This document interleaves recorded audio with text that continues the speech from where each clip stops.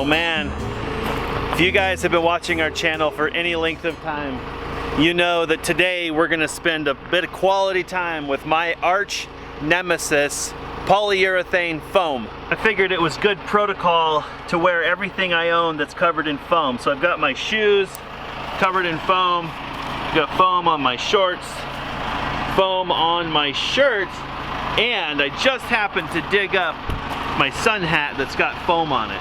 We've been trying to use this product for two reasons. One, it's available at our local hardware store. Two, it had been working really well. It's a low expansion polyurethane foam.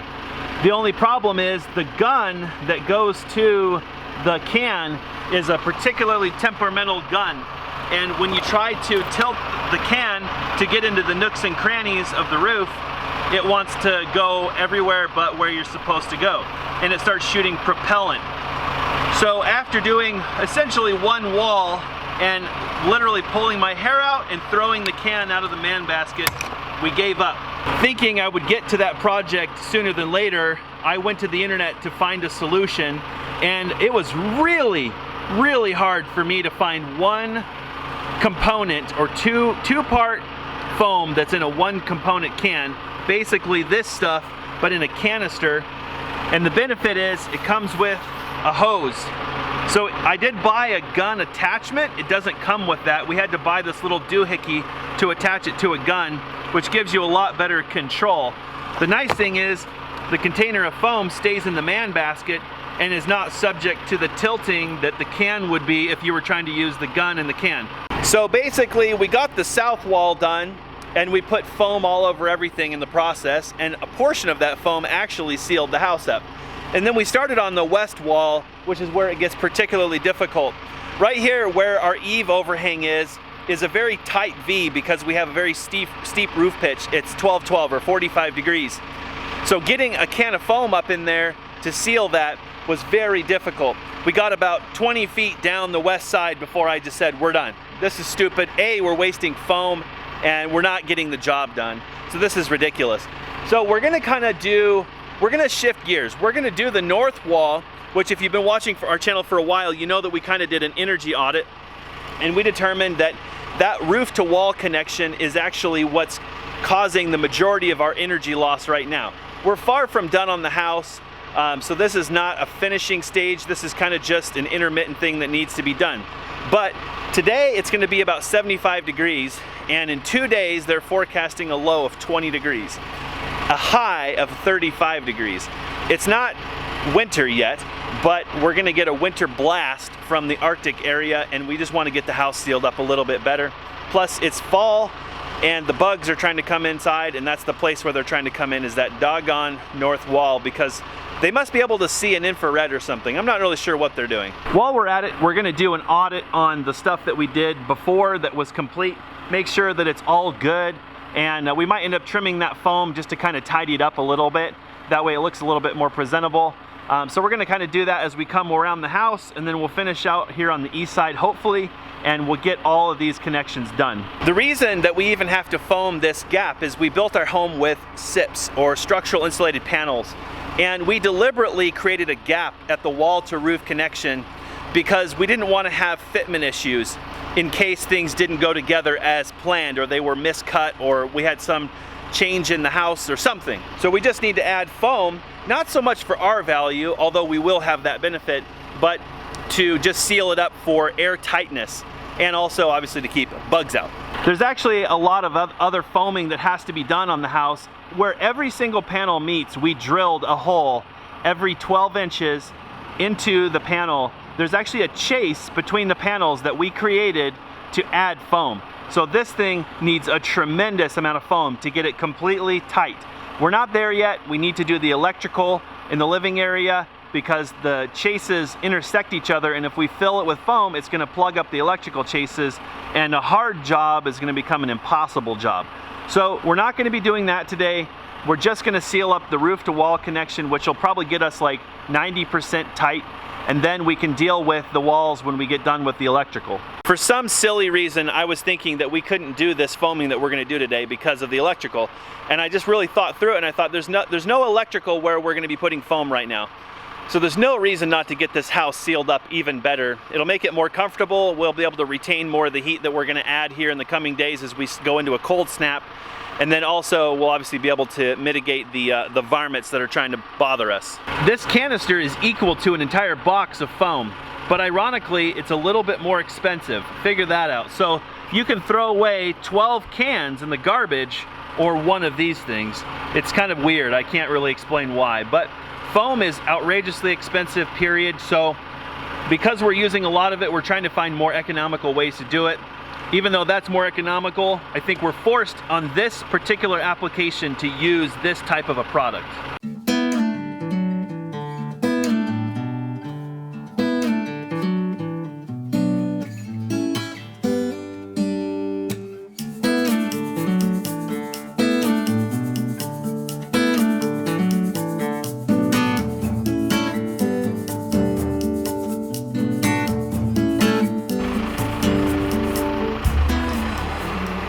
Oh, this is like old times.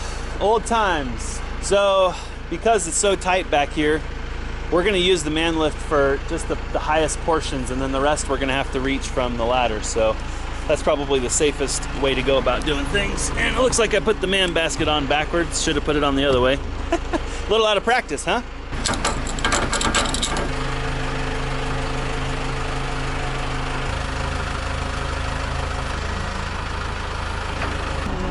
Turn this guy on.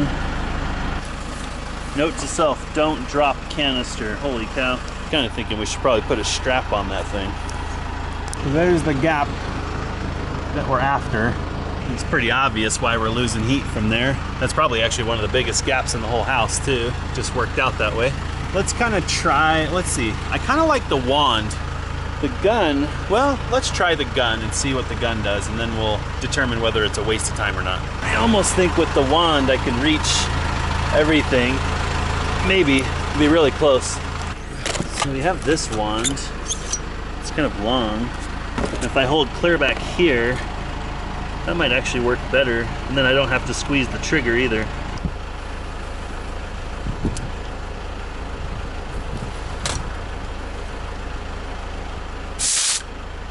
Woo-wee.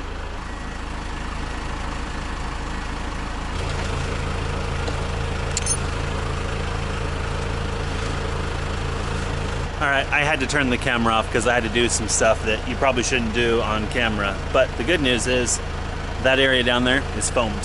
So the wand definitely works good. You can reach in there. The valve is super nice. You can actually really control the foam, and you don't get like hot spots because you pull the trigger too hard or too little. And when you turn the valve off, there's just a tiny bit of weepage. Not too shabby. So let's try getting behind this bracket here.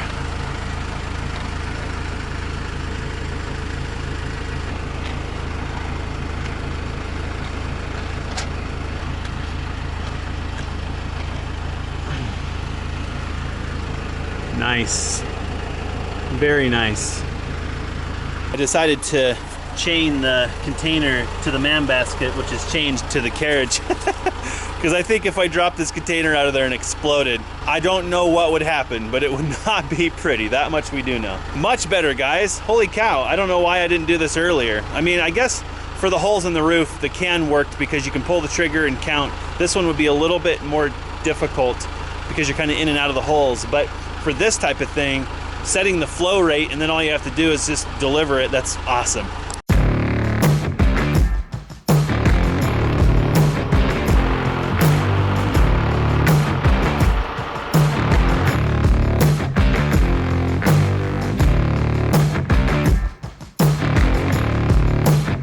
I'm ready to go up a little bit.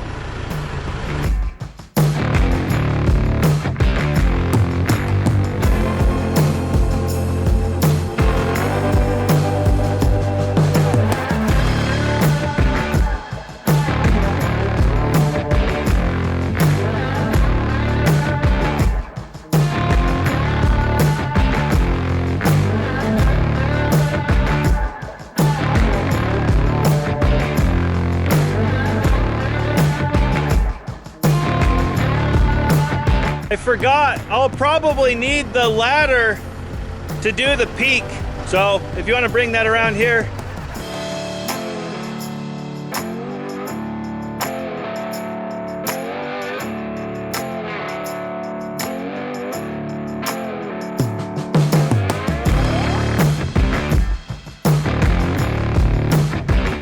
And it's not tiring either. It's not having to hold the grip on the foam can.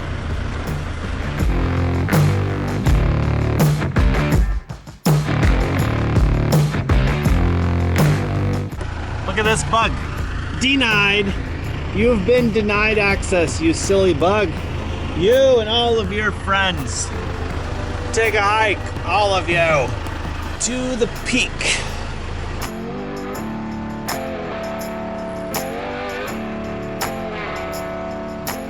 So the question is, can we reach that? Those that haven't seen these SIP videos, these are the holes I was talking about earlier. We drilled a hole at 45 into this joint between these two panels, and we created a chase between them. So we've got to come back and shoot foam into each one of those holes, which will guaranteed seal between those two panels. The manufacturer says just shoot foam in there and squeeze the panels together, but we didn't feel confident in that solution. So we made a lot more work for ourselves. Speaking of which, for some reason there's, oh, these are from the crane. So actually there's a few crane holes that we should be filling too, because those aren't electrical. Those are from the crane lifting hooks. I forgot about those. So actually we should fix those before we're done today too, because those don't have anything to do with the electrical chases.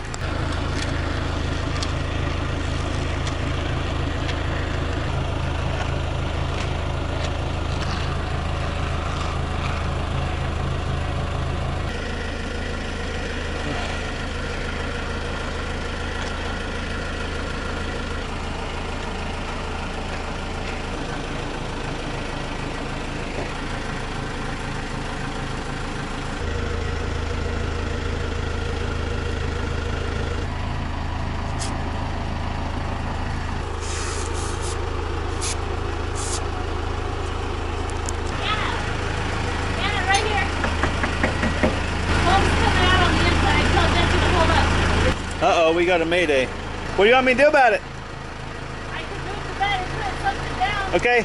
So I'm in here editing video, and all of a sudden, like, pow, like foam just starts coming out like 5 feet out. It's already gotten on the side of the bed and on a rocker we have next to the bed. So told Jesse to hold up, and we moved the bed all the way to that side of the house. And we're gonna put something down real quick to cover this area. What? Oh, yeah. It's 5 feet. 5 feet away from the wall? What does this stuff do, fly? That's not bad, but it's gonna get bad. I have a hunch that's gonna get really bad. Want me to hold this end? Yeah, that would be ideal. So if I could unroll it with the curve. Step on it with them. I'm not even kidding. I just took the tag off these pants. Look out for foam. Do you guys remember earlier when I was saying that this foam goes everywhere and ruins everything? That. Okay, fine. Like, we're living in the house, so like that's not normal during construction. But I think this stuff just has a way of ruining everything. Maybe I'm biased, I don't know.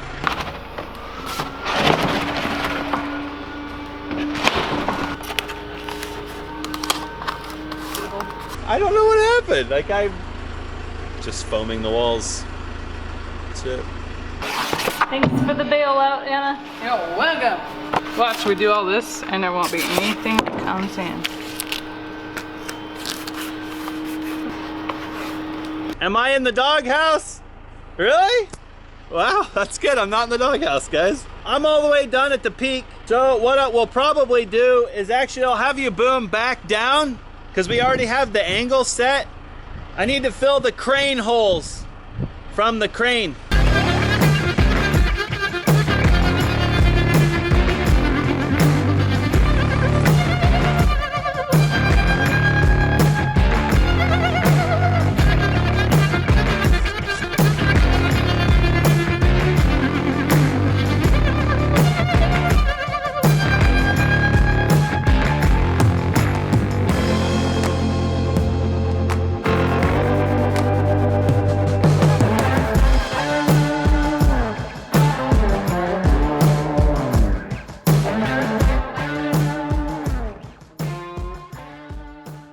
kind of fun hanging out up here with our big timbers. It's been a long time since I've seen these guys. Be nice when we can get the cladding all done and gosh, get the siding done. All right, let's see. So we need to go down a little bit because we need to staple some of our Tyvek, and then we're done back here.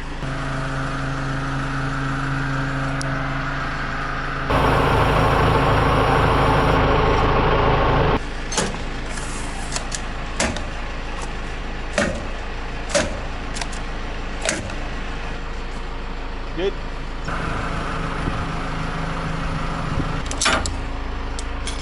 That wasn't fun, but it was doable and way better than the stupid foam can thing.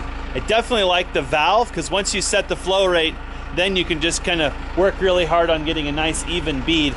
Although, sounds like I did more damage inside. So suddenly my life got easier and harder at the same time. All right, I think we're ready to move to the side. We'll try to get the telehandler out of here. It's a slippery jack. I'll be doggone. Somebody told me they saw some of those recently and I was like, I don't know, maybe. And I'll be doggone. Ha! Holy cow, there's a whole bunch of them behind the house. Look at that. There's another one. Oh, another one. A ton of them! Holy cow, once you get slippery jack eyes, you can't unsee them, huh?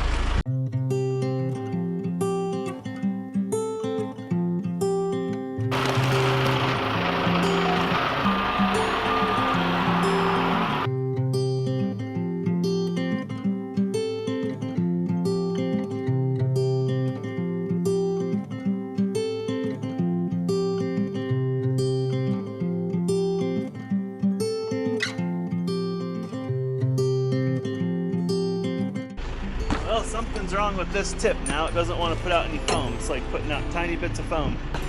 Helps if you turn the canister on.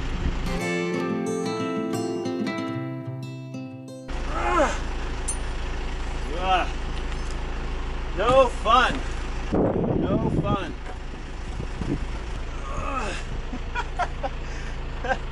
Why? Why do you have to suck? So what we're gonna do, we're gonna angle the telehandler and then you're gonna set it up in a crab so that you can put me against the house and then you can crab down the house. All right, that took forever, but check this out, guys. That's better. Ha!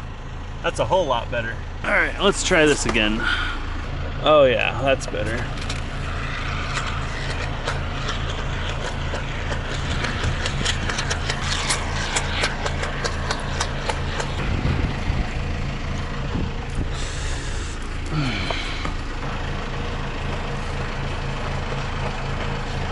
Definitely a challenging spot to work. Never would have predicted that. What a booger. So you can see where we stopped. It's a mess. So we've just got to close that little bit of a gap right there.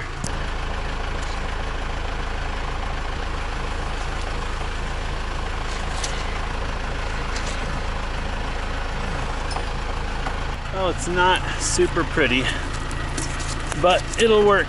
The rest of that looks pretty good, even though it's like all over the place underneath the eave.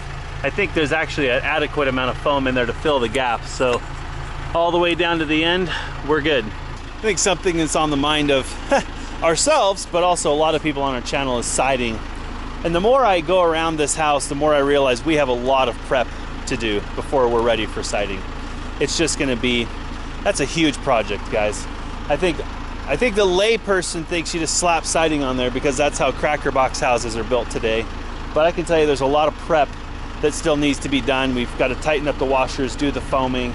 We've got to get this foam cleaned up. We have a lot of work. Siding is not just a quick project. I can see that now.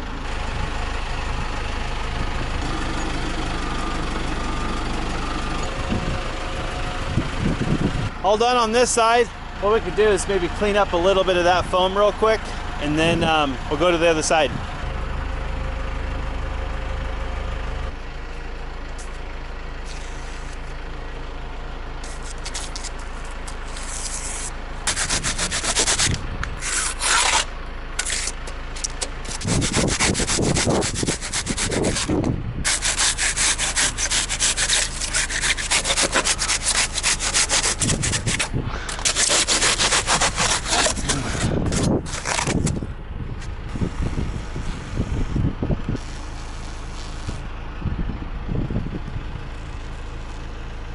Kind of looking up there, and I feel like that's all pretty good, so I don't think we need to fuss with any of that today. It's not worth it. So let's go to the east side. We'll knock that out and then see where we're at with time.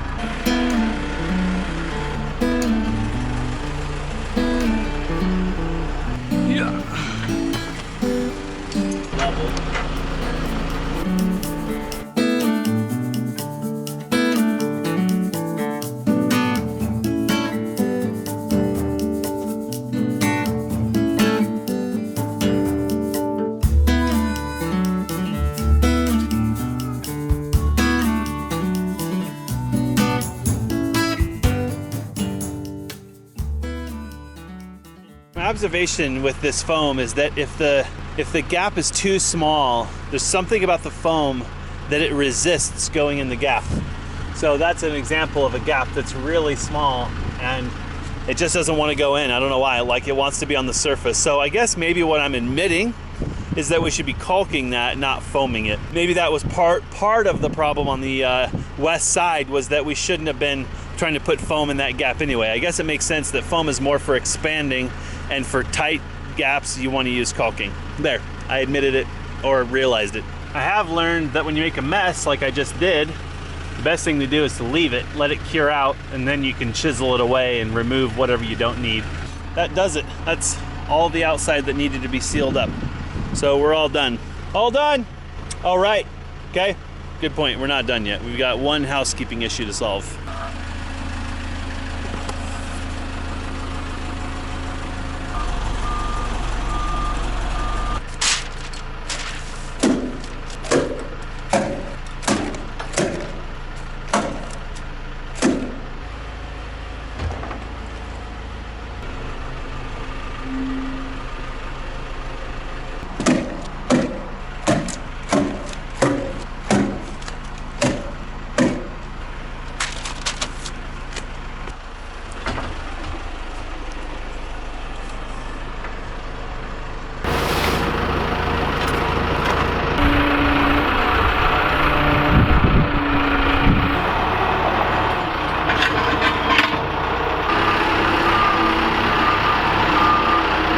It went better than expected in some ways, worse in others. I feel like the foam definitely was worth it in the canister, and the wand, that worked great. I think if we'd have had that last year, we probably would have been able to knock out that foaming. It would have sucked, but we could have got it done. A little bit of teamwork and we got a little bit better system, but I think overall, the foaming process just drives me nuts. I don't know, like my brain just does not get how this foam works. Sometimes it's really easy. And you know what may be happening, like I said earlier, I think maybe we're just using the wrong thing for the wrong thing. You know what I mean? Good news is the house is sealed up. We fended off a bunch of bugs, and I'm really curious once we have to kick the heater on this year, you know, what happens and how comfortable the house is. I think that one wall was our nemesis, and I feel really good about it right now. I remember now why we didn't foam this wall, because that gap is actually extremely tight. So it's interesting, we left a 1-inch gap on these panels, remember? And there's actually almost no gap between those panels, which tells you that 1-inch gap was a great idea. We thank our engineers for that forethought. Otherwise, we would have had to try to figure out how to cut 1 inch off of a 12-12 bevel on those panels, and that would have sucked. I feel like in some ways this is a band-aid. It's not, it needed to be done. It's all part of the getting the house sealed up and dried in process. It feels good to have it done. I know it's gonna be good. I guess I'm longing to have this part of the project finished, but what's the rush? A lot of people are very worried about the OSB. We're not worried about it. The stuff is not getting wet every day. The worst thing that's happening to it is the sun. It's doing fine. Do we want to leave it exposed forever? No, obviously. We want to get our siding on there, but I think it's easy for people just to spout siding, and obviously it's not something that's extremely easy to do. It is a massive project with many, many layers that if done right, I think will last the lifetime of the house. And if we rush that process, we'll regret it. We'll probably make a bunch of mistakes. So the good news is when it gets to be 20 degrees, which is about 60 degrees colder than it is right now, in 2 days, I think we're gonna be plenty cozy. So I guess it's time to to go inside and see how bad the damage is inside.